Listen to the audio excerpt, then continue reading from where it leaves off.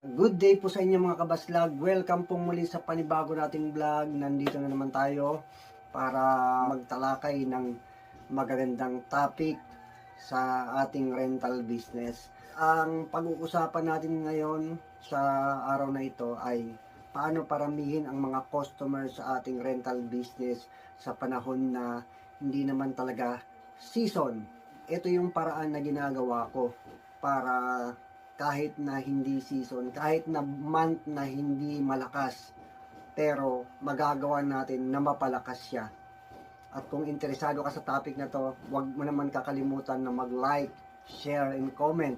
Kapag ka ngayon ka palang napadaan sa akin channel, baka po pwedeng paki-click mo na yung subscribe at yung notification bell para ma-update ka sa iba pa nating gagawing mga vlog. Guys, ang ginagawa ko sa ngayon, para dumami yung customers kahit na buwan na hindi ganun kalakasan, kahit na buwan na hindi rentahin yung ating mga tables and chairs. Ang ginagawa ko mga kabaslag, kumuha ako ng tao na kasama ko sa pagdi-deliver na hindi lang basta masipag, kung hindi, meron siyang kasanayan sa online, mahilig sa gadget, madaling matuto pagdating sa mga online.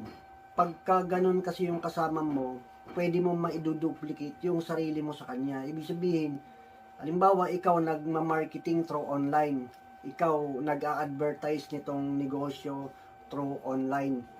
Kapag ka ang kasama mo marunong sa gadget, marunong sa online marketing, po pwede na yung knowledge mo sa pagmamarket through online ay matatransfer mo sa kanya. Kung may idea na siya sa mga online marketing, mas maganda. Ngayon, kung ikaw lang yung nakakaalam at gusto mo na maduplicate yung sarili mo doon sa kasama mo, ang gagawin mo, ituturo mo kung ano yung alam mo, paraan na may advertise yung rental business, ituturo mo doon sa kasama mo. Ganyan ang ginagawa ko. Kaya pinaka-the best siguro, dalawa sila. Hanggat maaari, dalawang tao yung maturuan mo, nakasama mo rin sa pagdi-deliver. Paano mo naman sila babayaran sa ganong effort nila? Ang ginagawa ko, binibigyan ko sila ng commission doon sa maka-close deal nila. Aside pa doon sa sweldo nila or bibigay ko sa kanila kapag ka nag-deliver at saka nag-pick up.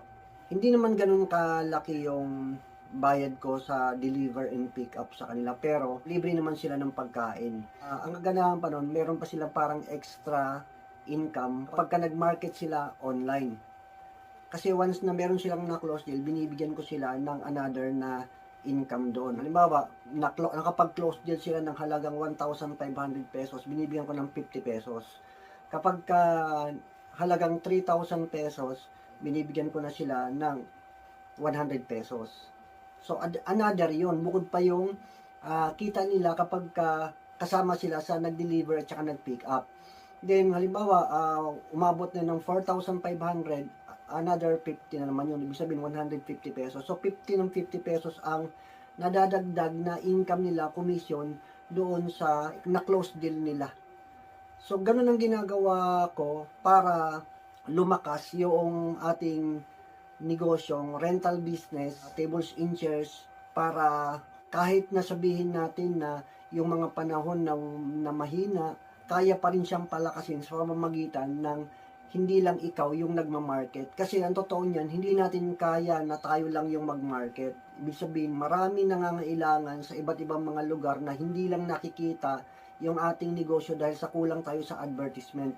Pero kapag kami mga kasama ka na nagmamarket, kahit na sabihin natin pailan-ilan lang yung na-close deal, pero sa dami nila, kasama yung effort mo, ang dami niyan, maiipon pa rin yan. So, malaki pa rin yung sales, yung income ninyo sa rental business. Po pwede kasi pag dumating sa point na parang ang tumal naman, ang hina naman ng buwan na to, wag lang kayong panghihinaan ng loob. Sabi nga, lahat ng bagay nagagawa ng diskarte, nagagawa ng paraan yan.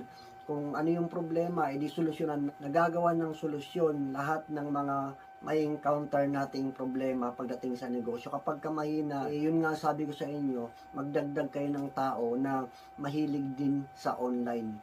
So, ang kunin ninyo mga kabataang lalaki. Kasi alam mo naman natin na kapag ka medyo maedad na, unang-una, hindi mahilig sa online, hindi yan mahilig sa pagkakakalikot ng gadget. Pero pag mga kabataan, napakadaling matuto at ang hilig din sa ganyan. Ang kagandahan nun, nakatulong ka na, mapapalago mo pa yung negosyo mo. Ayan guys, sana meron kayong natutunan ngayon at salamat po ng marami sa panonood.